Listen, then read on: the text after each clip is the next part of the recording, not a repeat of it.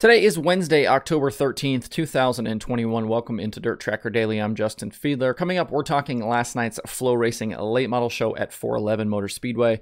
Plus, I have some thoughts on Nick Hoffman in a late model, purses and car counts, and there are new episodes of Dirt Racing Podcast and today's streaming schedule. Before we get going, if you'd like a free and easy way to support what I'm doing, you can subscribe and follow the show and leave me a review on Apple Podcasts or wherever you watch or listen. You can also follow at Dirt Tracker on Twitter, Instagram, Facebook, and TikTok. And DirtTracker.com is home to a bunch of cool dirt racing content. Now, let's do this. The bad luck with the weather finally abated a little last night with the FloRacing Night in America late models, and they were able to get the show in at 411 Motor Speedway in Tennessee after a season of tough luck. With $20,000 on the line, I was a little surprised they only had 26 cars in attendance. I get it was a midweek show and there are obviously ongoing parts and tire shortages, but that's a tough deal to only get 26 cars with that much money being paid out. As for the championship battle, Jonathan Davenport took a big step towards securing the title with only 2 nights left now in 2021.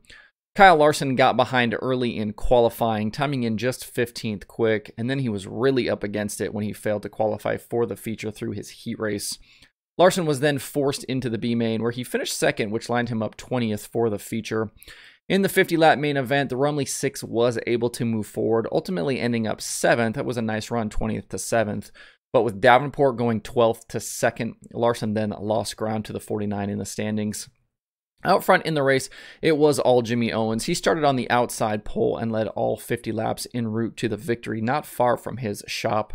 As I said, JD finished second, pole sitter Nick Hoffman was third, Brandon Overton finished fourth, and Corey Hedgecock was fifth. If you're a Hunt the Front fan, Joseph Joyner started 18th and finished 17th. With just Volunteer Speedway and Tri-County Racetrack left, Superman's points lead is now 96 over Young Money. Certainly going to be tough for Larson to try to run him down now with only 2 races left. If you missed any of last night's action, replays are available over on Flo. The series is back in action next week at Volunteer Speedway. I continue to be impressed this season with how Nick Hoffman has performed in his limited late model starts.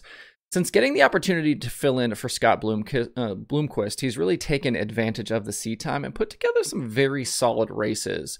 We know he's one of the best in the business when it comes to building and driving modifieds, especially of the UMP type, but I do hope we get to see him more often in a late model going forward. Last night at 411 against a pretty stout group of drivers, he went quick time, won his heat race, and finished third in the feature after starting on the pole.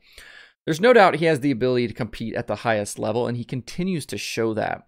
He's also grabbed multiple top 5s and top 10s in national competition this season with the Outlaws and Lucas, and he's been strong in some of the big events, like most recently at the Double Worlds, where he ended up making both features. With the recent departure of Cody Summer from SBR, I think there are probably still some question marks about the future of Scott Bloomquist Racing and Team Zero. But even if Hoffman doesn't get more races with that team, I'd hope somebody else would give him a shot. I definitely think he's on his way to being one of the top guys in dirt late model racing, if that's what he wants. Back to the issue of car count last night. This is something like I feel like we keep hearing more and more about. A big money show takes place and the cars just don't show up. And the reasoning we often hear is that the smaller teams don't want to attend because they don't think they can make the feature or run towards the front to actually make some of that extra money. It's not worth it to them to try and take on the powerhouse national teams, so they stay home or race in smaller local and regional shows. That in turn then leads to owners and teams wanting the purses to then not be so top heavy and instead pay more money down the field. That idea being that if it paid more to run the B main or to start the feature or run towards the back, more cars would show up. It's an interesting thought experiment, I think, because every track and series uses those 2 win amounts as a marketing tool. You see, come see the best drivers race for $50,000. You know, those 2 win amounts are splashed all over marketing materials, promotion posters, things like that. It's a lot less exciting to say, come see the best race for $20,000 and $3,000 to start. It obviously helps the smaller guy to make that money further down the field, but I think most fans don't really care what 24th place pays in a regional super late model race. I think it also goes against the basic idea of competition, which is what at the end of the day this all is. If you want more prize money, get faster and finish better. If you want to be the man, like they say, you got to beat the man.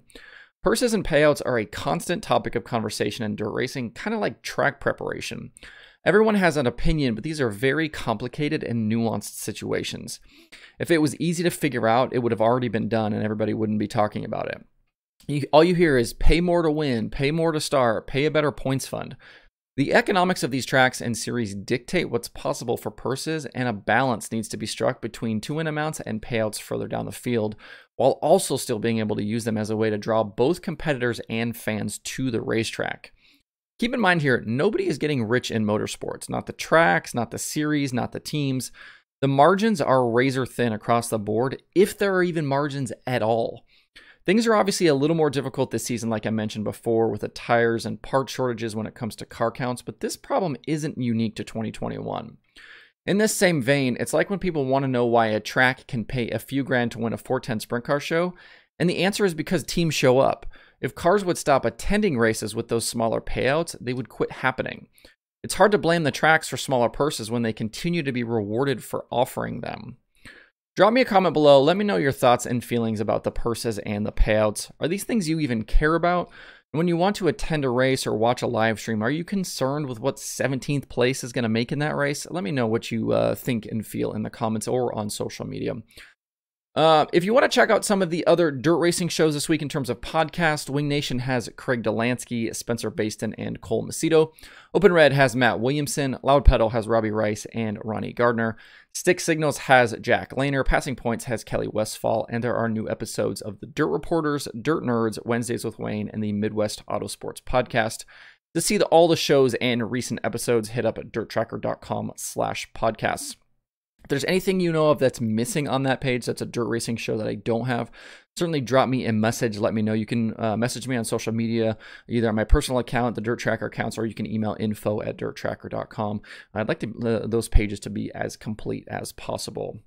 There are also 3 shows on the streaming schedule today. Dirt Vision has Micros from Millbridge Speedway. Speed Sport has the IMCA Stock Car World Championship from Batesville. And there is FloRacing 24/7. To see the full daily streaming schedule with links to watch, visit dirttracker.com/watch tonight. A quick note before we shut it down. I said earlier in the week that the World of Outlaws sprint cars were back in action this Friday. That was a mistake. I misread it. The series is off until October 22nd at Lakeside, so no Outlaw racing this weekend. We'll see them back the following weekend. I just want to make sure I corrected that. That's it for the show today. Hope everybody has a good Wednesday. If you have thoughts about the topics on today's show, please leave them in the comments below or tweet at me. Thanks everybody for tuning in. We'll see you tomorrow for more Dirt Tracker Daily.